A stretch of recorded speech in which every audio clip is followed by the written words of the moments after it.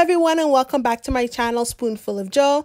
I'm Josephine. If this is your first time being here, hello. And if this is not your first time being here, well, hello again. But either way, make sure that you click that subscribe button and turn on notifications to know when I post my next video. So for today, we will be making a beloved favorite amongst Ghanaians and many West African countries, actually, Bofrot. So in Ghana, it's called Bofrot. Nigerians also call it puff puff. But it's basically the same thing. It's basically like a type of dough and you fry it. You can also call them like Ghana donuts or whatever you want to call it. Here are all the ingredients to make Bofrot. I'm also going to leave the list of ingredients in the description underneath. And let's go.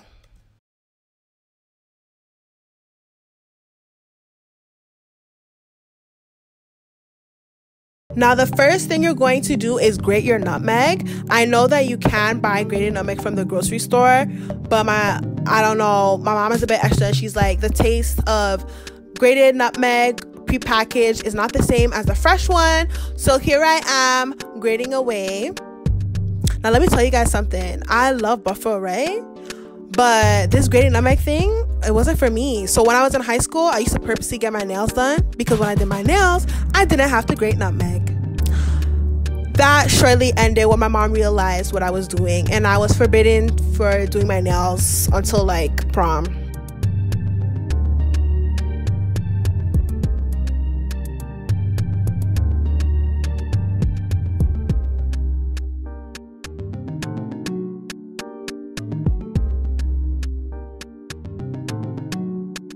So I grated 3 nutmegs for this recipe.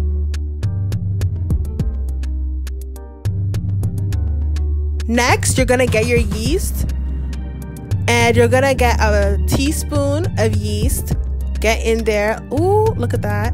Teaspoon of yeast, and you're going to put it inside a cup. Now, I was going to cover this cup with saran wrap, but I ended up changing my mind, and I found a little container that I could put it in.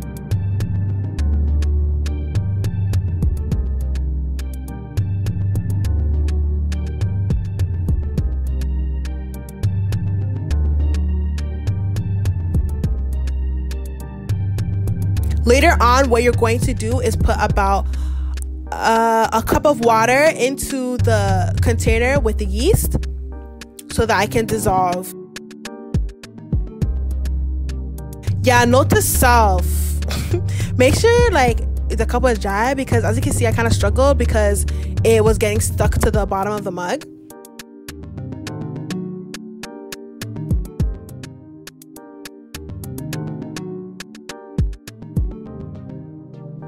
Okay, so now we have our flour. I'm using all-purpose white flour. The brand is Red Roses. I'm gonna get 6 cups of flour. 6 cups of flour.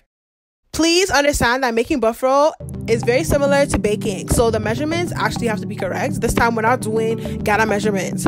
1 cup, 6 cups of white flour.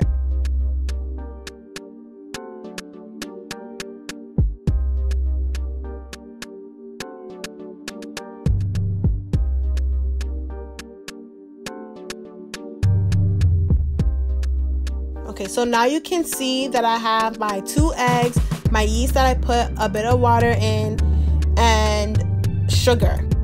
So I had to warm up the yeast, which is why it looks a bit frothy now, because it was cold. I used cold water, but I had to warm it up a bit. Now what I'm basically doing is I need about a cup of the yeast like solution. So I poured it into a mug that had water in it, but I poured it in until it was to the top of the mug. Now I have my yeast inside the blender. I put a cup of water in there.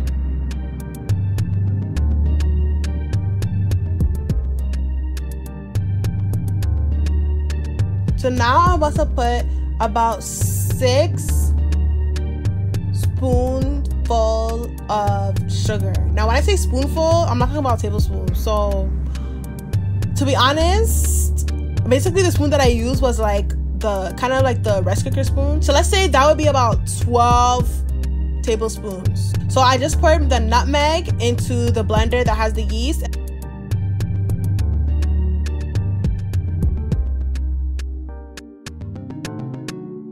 Then I put a teaspoon of salt. Now I'm cracking my 2 eggs into the blender.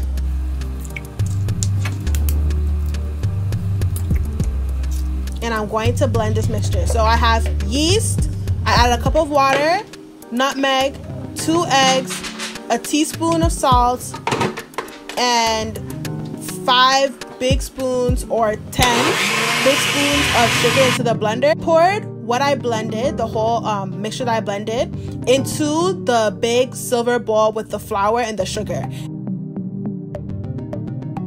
And now I'm mixing it by hand. So first of all, you better make sure you wash your hands before you do this.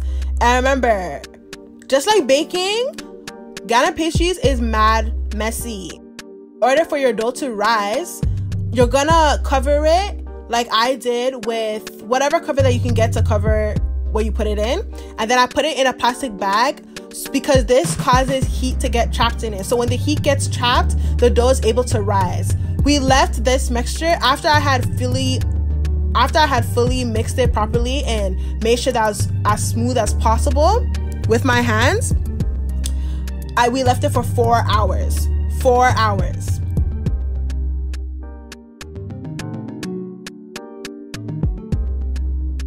Now, we have reached the toughest part of frying Bofrot. This, like, when I tell you guys this is the hardest part, look. This is how not to fry Bofrot. Do you see how I pulled it and it's stretchy?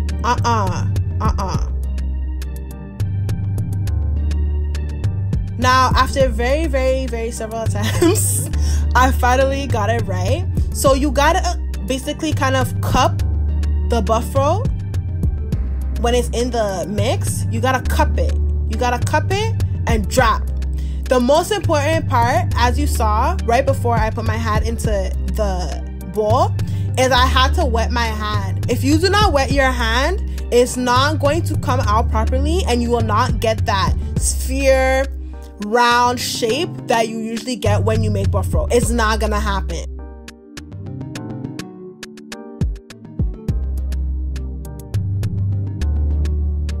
When you're frying Bofrot, you need to be watching it carefully, especially if you want it to have that nice brown color and not burn it. So please pay attention to your Bofrot. Don't walk away. This is not jollof. Don't do that.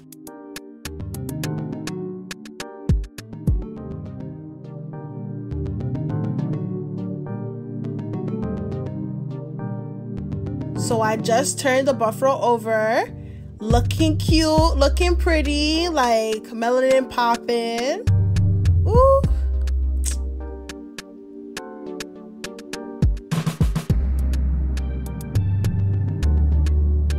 So you'll take it out when the other side basically looks like this. Watch out for some of them like to turn back over and it's mad annoying. Like that one, this Bofrot was being so pesky. Like, where do you think you're going? Stay. Everybody is on one side. You want to come and turn around. What is this? Yeah, so I literally had to keep it in place until it was done.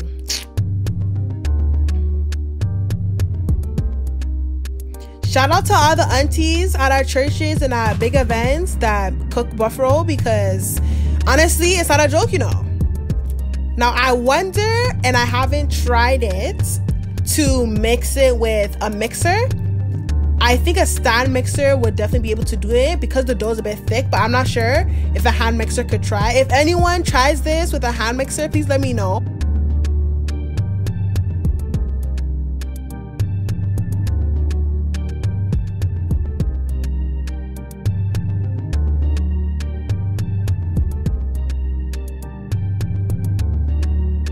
Woo! And it's finished.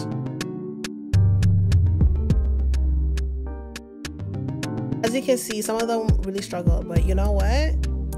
We move. Look, this one was cute. Oh, cutie.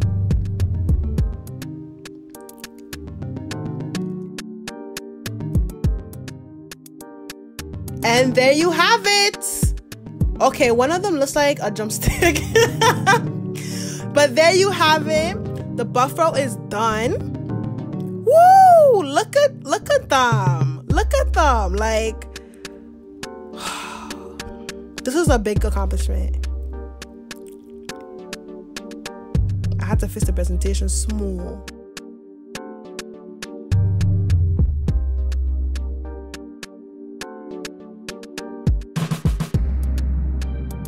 So you can have Bofrot by itself. You can have it with porridge.